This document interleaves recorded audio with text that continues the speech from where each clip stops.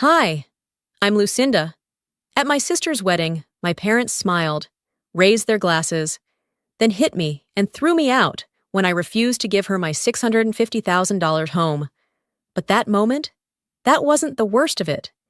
It was the years before, the silence they expected, the money they took without asking, the way they called it family, when it was really theft with a ribbon on top. What kind of family plans your betrayal like a celebration? You ever been the one no one expected to fight back? Until you did? It started with a text, 5 plain words from my mother. Dinner this Saturday, just us. Important. No emojis. No punctuation beyond the period that felt more like a full stop than a sentence. I stared at it longer than I needed to. These just us dinners weren't about catching up or celebrating anything. They were setups. Always had been. Ever since I moved out of Fresno and carved a life for myself up in Sacramento, these invitations only came when something was brewing. And this one felt like gasoline soaked into a wooden floor, waiting for a spark. I replied simply, "Sure, what time?" My hands were steady, but my gut twisted. Not in fear. Those days were long gone. It was something else. Like I already knew what was coming, and I was showing up anyway. Saturday came too quickly. I finished the last round of email approvals for our latest software update, shut my laptop, and walked out the front door of the house I bought entirely on my own. Not through inheritance, not through a co-signed loan, not through someone else's favor. Just me, working 12-hour days, sacrificing vacations, living below my means while running a startup no one in my family ever really believed in. They'd never stepped foot in the house, not once in 5 years. But that never stopped them from dropping hints. You live alone in a big place like that? Don't you think it's a little much? I drove the 2 hours to Fresno with the radio off. No music, no podcasts, just the hum of the road and the low static of my own thoughts. By the time I pulled into the parking lot of the restaurant, the sun had slipped low, casting everything in a kind of gold that didn't feel warm. They were already inside, of course. Corinne, my mother, never waited in cars. Elwood, my father, never waited for anything. I stepped in and spotted them immediately. A corner table, white tablecloth, 2 glasses of wine, half full. Neither of them stood up. Corinne looked up and smiled, the kind of smile that didn't reach her eyes. There she is! I slid into the seat across from them. Elwood gave me a nod. No hug, no warmth. Small talk came first, as expected. The weather, traffic, Marjorie's upcoming wedding, which had apparently become a family-level national event. Then came the drop. You know, Elwood began, swirling his wine like he actually cared about legs on a glass. This wedding is important, for the family, for how we're seen. Corinne leaned in, voice soft and sweet in a way that always meant something sharp was coming. We were thinking, since your house is so spacious and you live there alone, maybe it would be the perfect wedding gift. I blinked. You want me to give them my house? Corinne's smile didn't move. It wouldn't be giving. It's a gesture. You'd still be part of it, of course. Everyone would know it came from you. You mean like how everyone knew who paid for your bankruptcy lawyer? Her smile cracked for a second, but she caught it. Elwood and I just thought it made sense. You don't need all that space, sweetheart. And Marjorie and Peter, they're starting a life. I sat back in my chair, folded my napkin slowly. Not because I needed to, just because I didn't trust myself to speak right away. I see. No pressure, of course, Elwood said, which in our family translated directly to you better agree, or we'll make your life hell in silence. I stood up calmly. Well, thanks for dinner. I've got an early pitch Monday. We're expanding into new hospital networks, so I'll be buried in numbers for the next 48 hours. Corinne blinked, confused. So, you'll think about it? I smiled. Sure. I walked out without hugging either of them. Back through the entrance, past the hostess who gave me a pity smile, as if she could sense the frost behind the linen and wine. Outside, the parking lot was mostly empty. I slid into the driver's seat, started the engine, and sat for a minute before pulling out. On the way back to Sacramento, the streets thinned. Headlights passed like ghosts. Somewhere outside Madera, I found myself slowing as I passed a familiar cul-de-sac. The house was still there, our old one, the one I rescued from foreclosure when I was 27. I'd sent the money quietly, signed the check without my name, told the bank to keep my involvement confidential. They lost it again 2 years later anyway. I didn't slow to look. I just noted it. Like marking a grave I wouldn't visit. By the time I reached home, the moon had climbed over the cedar fence in the backyard. I walked in, slipped off my shoes, and turned on the kitchen light. It was quiet, clean, mine. I stood in the doorway, hand still on the light switch, and let the silence settle. They didn't ask. They expected. They assumed my success meant ownership didn't matter, that my sacrifices were meant to benefit them, that because I had more, I owed more. I whispered into the stillness. They don't see me, just what I can hand over. I set my keys on the counter and walked to the window. The reflection of the kitchen light bounced off the glass, warping the outline of my face. They'd always seen me that way, distorted, simplified, convenient. I shook my head and reached for a glass of water. They thought I'd say yes. I was the quiet one, the helpful one, the background daughter. I rinsed the glass, turned out the light, and headed upstairs. I said I'd think about it, but I already knew the answer. The morning of the wedding, I woke up before my alarm. Sleep had come in short, fractured pieces. I wasn't nervous, just unsettled. The kind of unease that settles in your bones when you're walking into a place that looks familiar, but hasn't felt safe in years. I ironed my navy dress, pinned my hair back in a way I knew my mother would call plain, and slipped the small envelope into my clutch. A vintage gold locket inside, engraved with a message I had picked carefully. Something sentimental. Something I knew Marjorie wouldn't bother to read. The venue was just outside Sacramento, a vineyard with white fences and rows of lanterns lining the path. I arrived early. Always early. It's a habit you keep when you grow up around people who only notice when you're late. The parking lot was already half full. I nodded to a couple of distant cousins I barely recognized, waved to an old neighbor, and stepped inside. The air was filled with soft string music and the clinking of glassware. People moved around like a choreographed routine, smiling, adjusting centerpieces, practicing their small talk. I scanned the place cards: Table 1, Table 2, the wedding party, extended family, no Lucinda. I checked again. Maybe it was a mistake. Maybe they spelled it wrong. Maybe someone moved the card. But no, it wasn't there. A server passed by, and I gently stopped her. "Excuse me, could you help me find my seat?" She glanced down at her clipboard, flipped a page, and pointed toward the back. "You're at Table 14, just past the restrooms, near the fire exit." Table 14 had a broken chair, a mismatched centerpiece, and 3 empty spots next to it. I sat down anyway, adjusted my dress, smoothed the fabric like it might matter to someone. It didn't.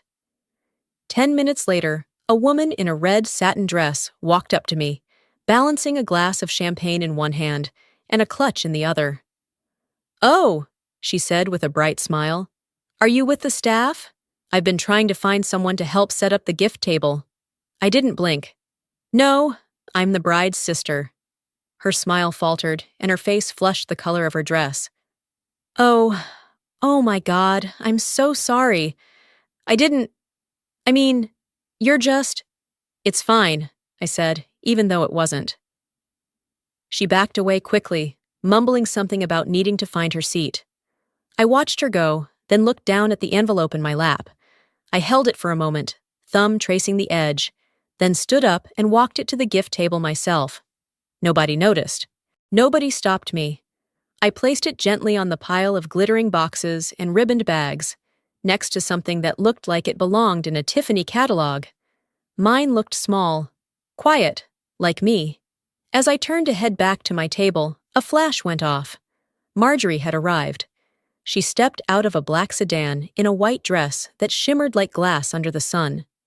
Photographers surrounded her, and Mom and Dad flanked her sides like royal guards. All beaming, all posed. I stood in the doorway and watched. I didn't wave, didn't smile. I just watched.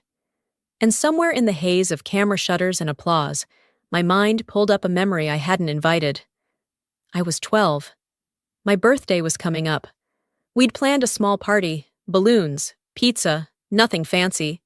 But that morning, Marjorie had a sore throat, a low-grade fever. So the party was canceled. No cake, no cards, just silence and the smell of Lysol. At 15, they forgot my birthday entirely. I reminded them 2 days later. Mom said, "Oh, honey, it's been a crazy week." I never reminded them again. Back in the reception hall, people were making toasts. A few guests mentioned the gorgeous new home Marjorie and Peter would be starting their life in. "It's such a blessing," one woman said. "So generous of the family," another nodded. "I heard it was a group gift. From the parents, maybe?" I didn't say a word, just kept walking. My table was still half empty. Nobody asked about the house. Nobody looked at me when they spoke about it. I could have been wallpaper, or furniture, or one of the servers they mistook me for. I sat back down, poured myself a glass of water, and listened to the laughter echo across the room. You can take being forgotten. You can endure being the extra place setting, the name they misspell, the seat next to the kitchen door. But when people start writing you out of your own life, when they assign your worth to someone else's storyline, it stops being forgetfulness. It becomes erasure. And in that moment, I realized something cold and clean. They weren't erasing me. They were rewriting me. I didn't sleep that night. After the reception, I drove straight home, hands stiff on the wheel, the envelope I had brought still tucked in my clutch. I hadn't eaten. I hadn't said goodbye. No one noticed. By the time I reached the driveway, it was nearly midnight. I turned off the engine and sat in the dark, staring at the porch light I'd left on. The house, my house, stood as solid and silent as I had been that entire day. But something inside me was cracking. My head throbbed. Not the kind of dull pressure you fix with a glass of water and a lie down. It was sharp, rhythmic, an alarm bell going off inside my skull.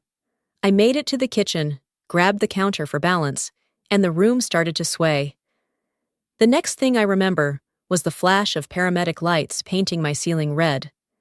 I woke up in a white room with beeping machines and fluorescent lighting too bright for human comfort. The nurse taking my vitals was older, gray at the temples, eyes soft but wary. "You gave us a scare," she said gently. "You came in with a severe migraine. Dehydration, too." I nodded weakly, voice hoarse. "How long was I out?" "Just a few hours." She adjusted the IV in my arm, then paused, her eyes narrowing slightly. "Wait, Lucinda Rowan?" Something shifted in her expression. "I remember you. Years ago, you were about 9.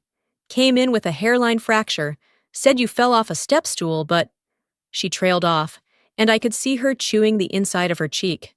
"We weren't sure. About the story, I mean." My throat tightened. "I remember," I said. "I was told not to make a fuss." She exhaled. "I'm sorry we couldn't do more. You were quiet. Too quiet." I didn't answer. What could I say? That silence was my specialty? That I learned early how not to need anyone? By morning, they discharged me with a warning to rest and hydrate. I signed the release form, walked back to my car, and sat in the driver's seat as the sun broke over the trees. On the way home, I took a detour to a storage unit I hadn't opened in 3 years. I found the box in the far back, labeled Records, half covered in dust. Inside was a file folder with hospital paperwork from 2002. The ER intake sheet was still there. I scanned it, flipping past the signature my mother had scribbled on my behalf. Under the incident notes section, in red ink, "Suspected domestic situation. Inconsistent injury report. No further inquiry." My hand trembled slightly as I took a photo of the page. Then another, then all of it. I slid the entire folder into a new envelope I kept in my desk drawer, labeled Legal in Emergency Use Only. They thought I wouldn't keep anything. They thought I'd forget. But I did remember, and I had receipts. Back upstairs, I sat on the edge of my bed, letting the room settle around me. I could hear the hum of the HVAC system, the faint rustle of tree branches against the window. And then, my phone buzzed. A fraud alert. New account opened under my name. Credit card ending in 62132. Balance, 18,049. 13s. I stared at the notification for a long time, then opened the bank app. The card was being used for event services, venue deposits, catering, even a balloon arch rental. I recognized the business name. It was the wedding planner Marjorie had tagged on Instagram weeks ago. I'd scrolled past it, not thinking much. Just another curated post in a gallery of staged joy.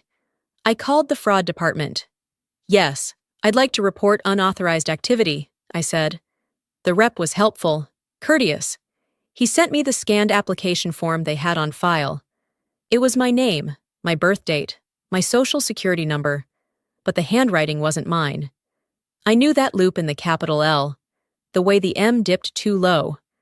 I'd seen it 1,000 times, on permission slips, on birthday cards she never signed with love. Just Mom. Corinne. She didn't just use me, she impersonated me, and I wasn't going to let her hide behind a smile this time. I walked to my office, turned on the lamp, and opened my laptop. I hadn't spoken to Silas in nearly 2 years, but I knew his inbox was still the same.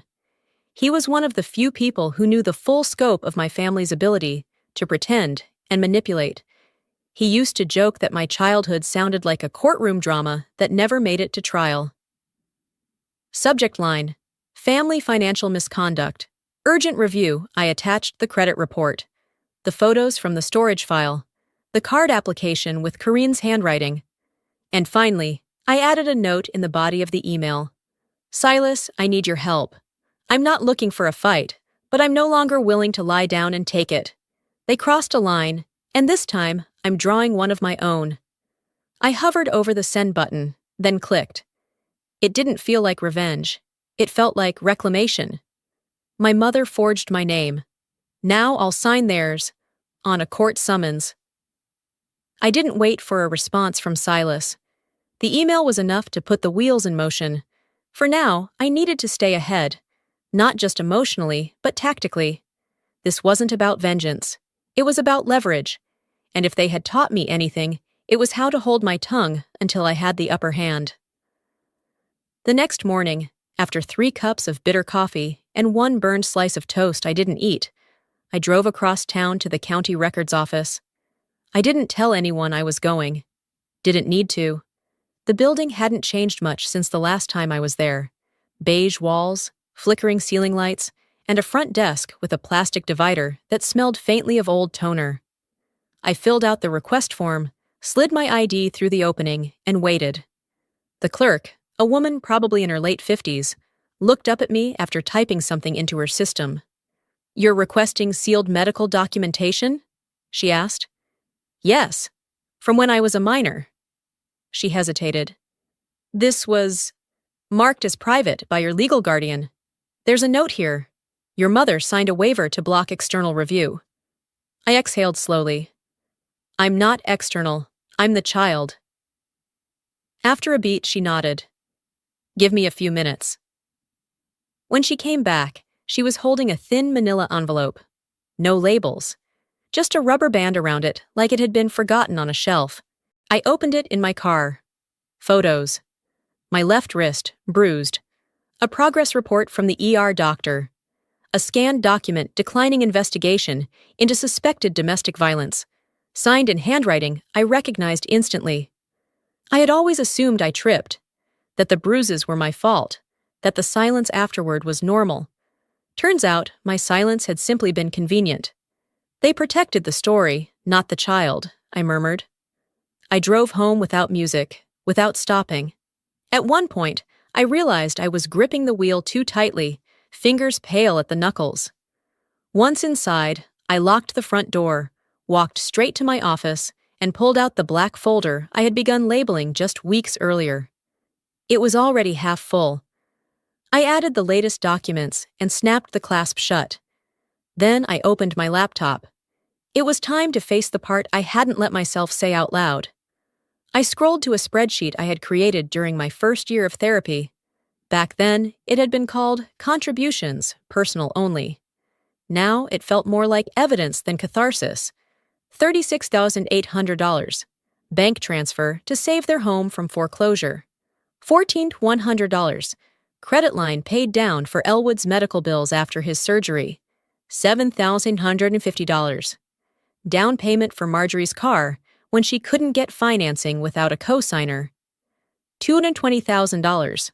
Wired in multiple deposits to the gift registry account labeled Joint Family Fund for the wedding. An account created by Corrine, with my name listed as Optional Contributor. Total, $278,750 over 4 years. Almost $300,000. No reimbursements, no acknowledgments, not even a thank you card. I typed a single line beneath the last entry. This is what it cost to be the one who never said no? Then I clicked open our family group chat. I hadn't said a word in it in over 6 months. Typing. Hi. Please do not refer to the Sacramento house as anyone's but mine, publicly or privately. There will be consequences if that line is crossed again. Send. The read receipts rolled in. Corrine reacted first. A thumbs up emoji.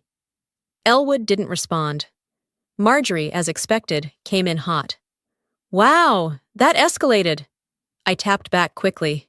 It didn't escalate, it landed. And then I muted the thread. No more noise. That evening, I began printing.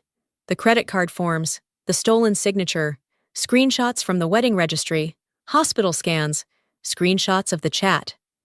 I labeled each section, slipped it into plastic sleeves, and filed it neatly into the black folder. I didn't label it revenge. I labeled it if needed. Because the next time they tried to twist the truth, I wasn't going to argue. I was going to show them. They always thought I wouldn't fight back, not because I couldn't, but because I hadn't. Yet. By the time I zipped the folder shut and slipped it into my handbag, the sun had already dipped low, bleeding orange across the horizon. I didn't need to double-check the contents. I knew exactly what was in it. Proof, precision, and boundaries written in black ink. What I carried wasn't a threat, it was insurance. I arrived at Prairie Vineyards an hour before the ceremony. Same venue, same pristine walkways. White chairs lined in perfect rows, strings of fairy lights swaying gently over the wooden arch. It was picturesque, syrupy and clean, like the kind of family fantasy Corrine clung to like pearls at a funeral. The valet greeted me with a smile. I returned it with a nod. No small talk. Inside, I kept to myself. I moved through the crowd like vapor, offering polite smiles, quiet nods. Some guests recognized me and gave the familiar, awkward greetings. So good to see you again. Or, you look so lovely. Translation. We weren't sure you'd be invited. I hadn't planned to say anything. Not yet. That changed when Harlan found me. He ran up during cocktail hour, cheeks flushed from chasing bubbles with the other kids. He looked up at me with bright eyes, still catching his breath. Mom said the house is already ours, he blurted. She said Aunt Lou just needs to sign after the vows. Silence fell around us like dropped glass. I crouched down, smiled gently, and brushed a piece of hair off his forehead. That's a big secret, bud. You probably shouldn't say it out loud. He nodded, oblivious to the sea of adults watching us. I kissed the top of his head and sent him back to his game. As I straightened up, I noticed 2 women watching from a few feet away. One leaned toward the other. That confirms it. The house was the wedding gift. The other shook her head. Wow, that's bold. I didn't correct them, not yet. Another man approached me near the refreshment table. He wore a tailored gray suit and a slightly too friendly smile. So, is it true? He asked, balancing a flute of champagne. That you gifted your place to them? That's incredibly generous. I looked him in the eye and took a slow sip from my own glass. Is it generous? I asked. If no one asked. His smile faltered. It's just what people are saying, he added. I'm sure it is. I turned, leaving him with the weight of that answer. It was almost time. The buzz of the crowd shifted as people began moving toward their assigned tables. I waited near the gift table, still holding my clutch. Then I pulled the envelope out. Black, sealed, unlabeled. I placed it gently on top of a pile of ribbon-wrapped boxes and pastel bags. No fanfare, no eyes on me. Just one simple movement, like setting down a stone.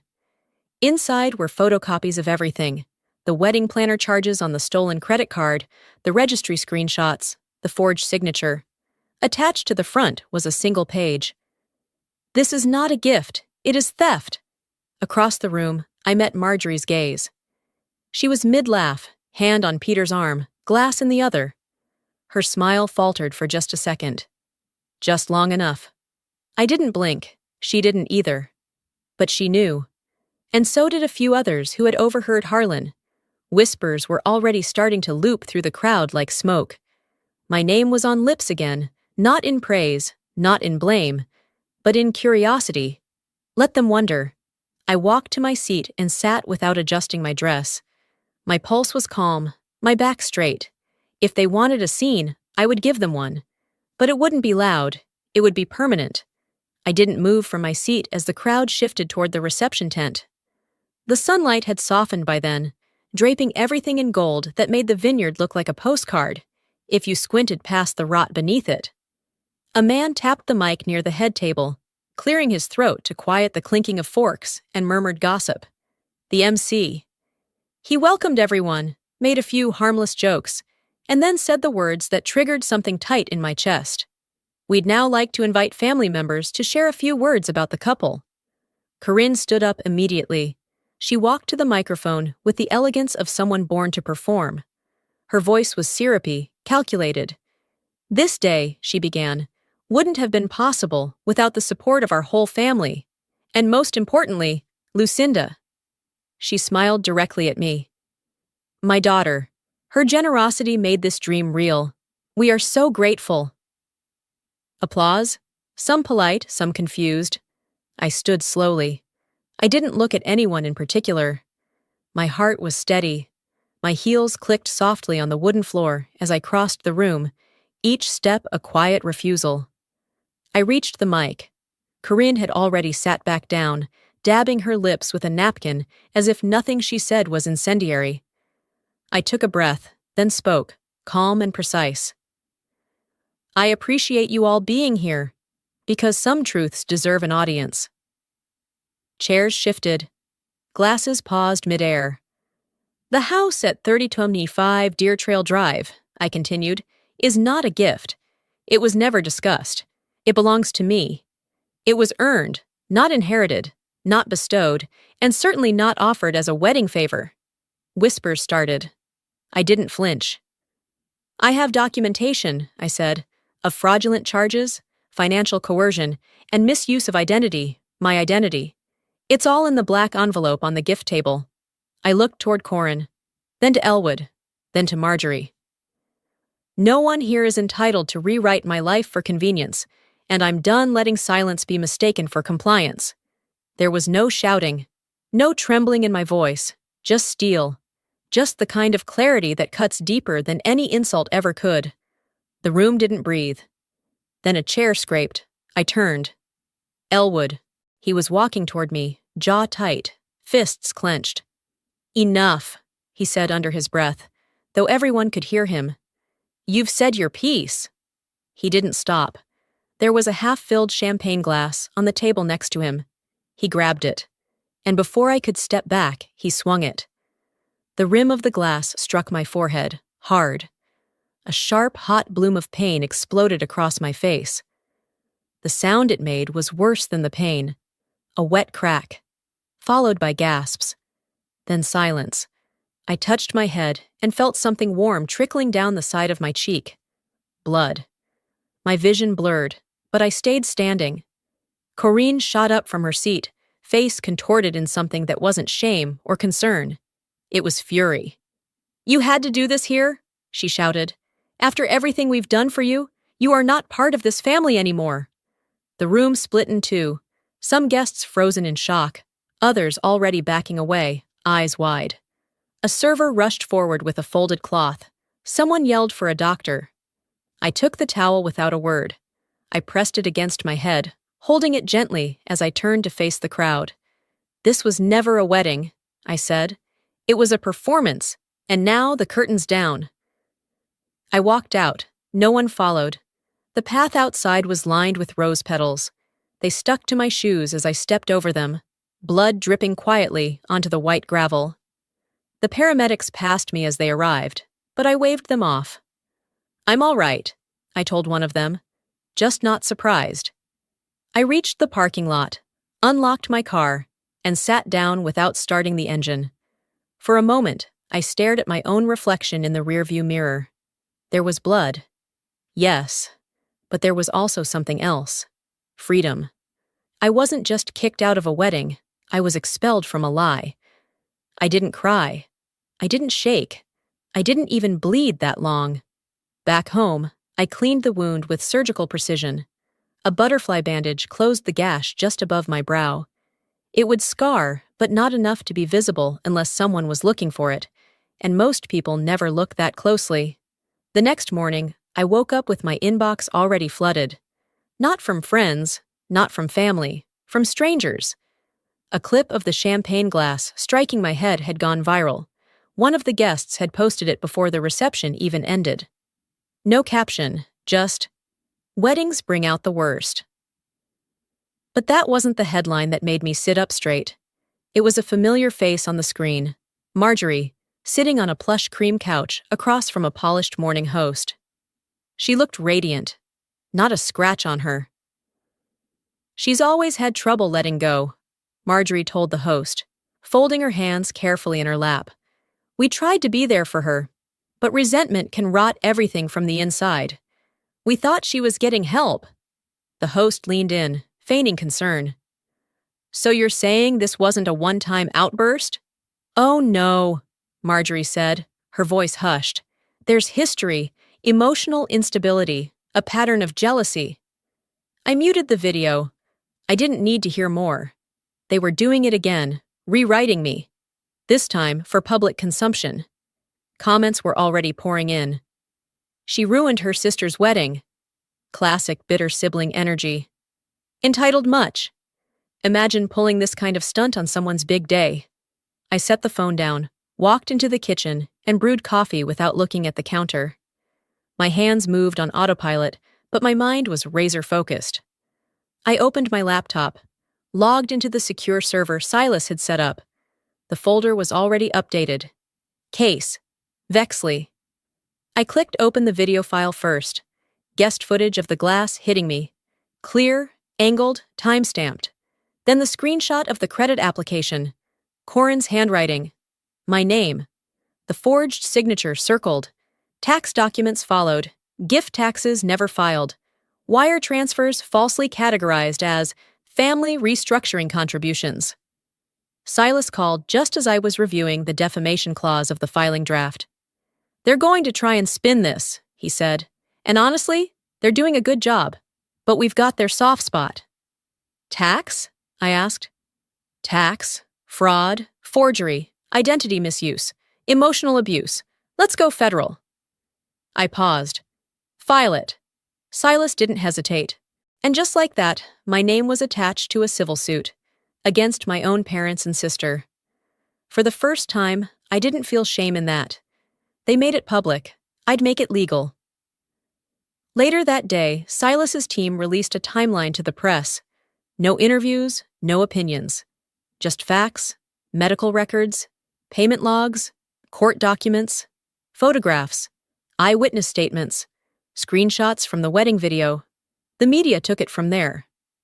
Startup CEO presses charges after wedding assault caught on camera. Daughter claims family stole her identity, house, and reputation. Was it a wedding or a setup? For every slanderous comment online, 3 others questioned the official narrative. Some reporters reached out for statements. I declined. I didn't need to explain anything. The truth wasn't fragile. It just needed daylight. By Thursday, my aunt from Oregon messaged me. "I saw what happened. I always thought something wasn't right with how they treated you. If you ever want to talk, I'm here." A cousin I hadn't heard from in a decade sent a text. "Lucinda, I wish I had said something sooner." I didn't respond. I wasn't collecting apologies. I wasn't telling who suddenly found a conscience. I was cutting the rope that tethered me to the story they kept trying to write me out of. They called me unstable. I called them to court. The courthouse smelled like filtered air and dust, clean but stale. I arrived early, sat in the corridor outside courtroom 2C, and watched the second hand circle the clock above the door. People passed by, lawyers in navy suits, clerks holding clipboards, strangers avoiding eye contact. None of them knew my name, not yet. Silas arrived 5 minutes before we were called in. He didn't say much. He didn't need to. He handed me a bottle of water, gave my shoulder a quick squeeze, and walked in with calm steps. He had done this before. I hadn't, but that didn't mean I wasn't ready. Inside, it was colder than I expected. The judge was already seated. Corinne, Elwood, and Marjorie sat at a separate table, each with their own attorneys. I didn't look at them. My eyes stayed fixed on the desk in front of me, where the case files were neatly arranged. The judge began reading the case summary: civil suit for identity theft, emotional damages, and coerced financial transactions. There was no mention of love, history, or forgiveness. Just facts, bullet points, dates. Silas stood and requested permission to introduce video evidence. "Your Honor," he said, voice clear, "this footage was recorded 15 years ago by a third party during an unannounced visit to the defendant's home. It has not been altered. It is time-stamped and authenticated." The judge nodded. "Proceed." Silas inserted the USB, and the screen beside the bench flickered to life. There I was, 16, maybe 17, sitting cross-legged on a living room carpet. Corinne was pacing. Her voice was sharp, angry. I watched myself flinch before she even raised her hand. Then came the shove. I hit the bookcase. Hard. It toppled slightly, books raining down around me. I didn't cry. I just scrambled to my feet while she kept yelling. Then the door closed. The clip ended in silence. Corinne's lawyer jumped to his feet. "Objection! Relevance!" "Overruled," the judge said without looking up. No one in the courtroom moved. Not even Marjorie. Silas didn't speak immediately. He let the silence stretch long enough to make the air feel thick. Then he continued. "This incident matches the injuries documented in the 2002 ER report. The defendant, Corinne Vexley, claimed at the time that the injuries were the result of an accidental fall. The hospital flagged it as inconsistent."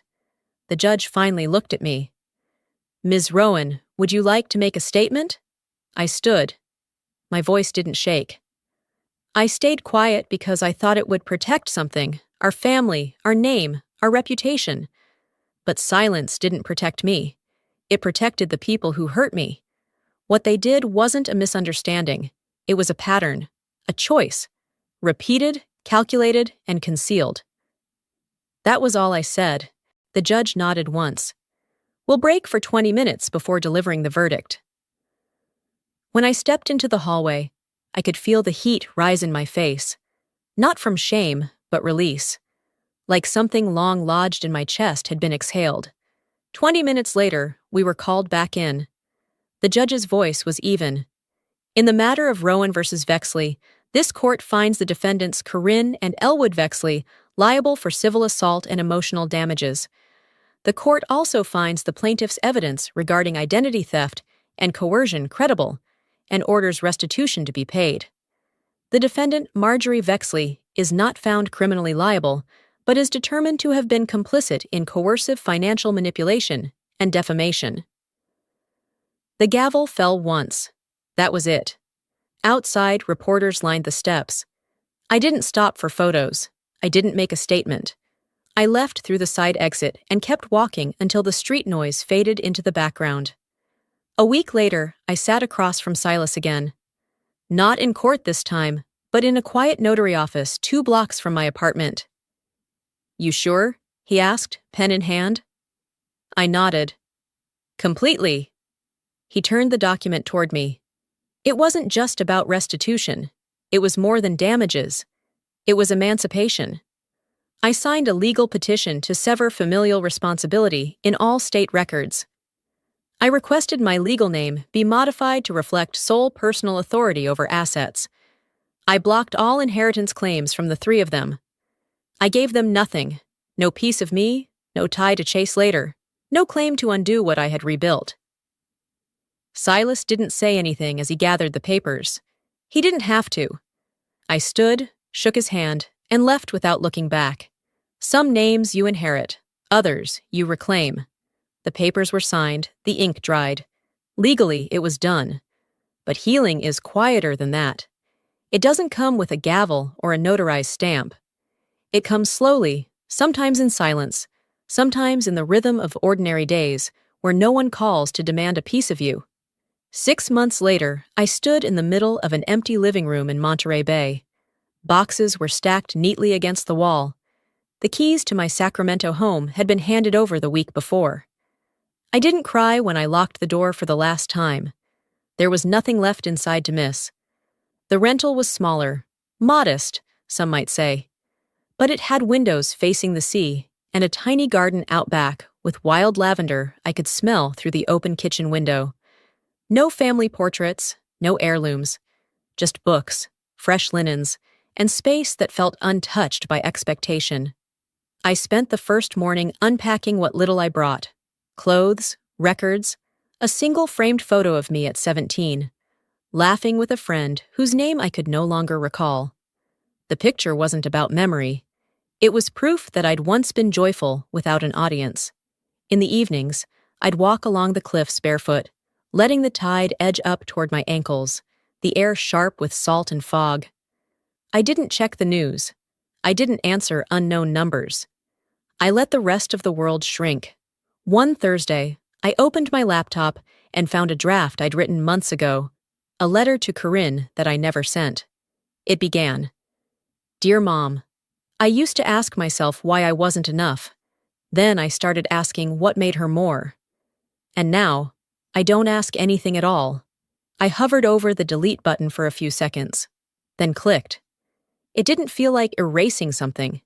It felt like closing a window that no longer looked out onto anything worth watching. Later that week, I stopped by the local community center. I'd seen a flyer for a mentorship program. They needed volunteers to help high school students navigate college applications. It was a Tuesday evening when I first attended. I kept to the back, listening more than speaking. One girl, maybe 16, spoke about being overlooked in her family. She said, "I could win an award, and my brother could sneeze, and they'd praise him louder." Everyone laughed, but her eyes didn't. Afterward, I found her by the water cooler. "You mentioned something about a scholarship deadline," I said. "If you want help with that application, I've got time." She blinked like she didn't believe me. "Why?" "Because someone should," I answered.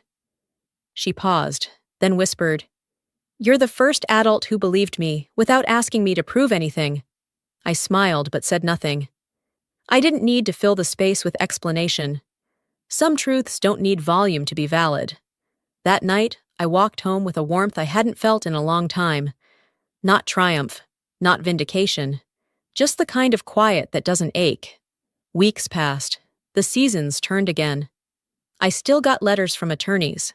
Corinne's lawyer tried to negotiate inheritance terms. Marjorie's PR team issued a statement that blurred facts into sentiment. I didn't respond. They could spin their stories however they wanted, but they couldn't use my silence to write the ending anymore. One evening, just before dusk, I walked down to the beach barefoot. The tide was retreating, and the sand was cool under my feet. The breeze tangled through my hair. And for the first time in years, I didn't feel the need to explain my absence from anything. No calls, no corrections, no just checking in texts I didn't ask for.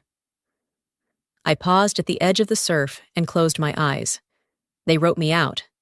So I wrote myself back in, as someone they could never erase again. Forgiveness is not freedom. Walking away is. Sometimes, walking away isn't weakness, it's wisdom. We're raised to believe that holding families together is a virtue, but no one teaches you what to do when you're the one being held hostage by their silence, their rewriting, their expectations. I didn't fight my family out of anger. I fought for myself because I finally believed I was worth defending. And if this story has shown you anything, I hope it's this.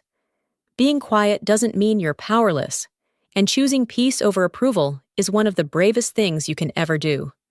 Maybe you've been the one holding the family together, too tired to speak, too loyal to walk away. Or maybe someone once tried to erase you from your own story. If that's you, I want you to know. You're not alone, and you're allowed to rewrite your ending. Let me ask you something from the heart. Have you ever been made to feel like a stranger in your own family? Or had to protect yourself from people who should have protected you? If this story resonated with you, tell me in the comments. Drop a 1 if it hit home, or let me know where you're watching from. And if it didn't connect, I'd love to hear why. Because these stories aren't just mine. They're ours. And they only grow stronger when we talk about them together. If you felt something here, something real, go ahead and subscribe to the channel. That way, you won't miss the next story. Who knows? It might be the one you didn't know you needed. Until next time, Lucinda.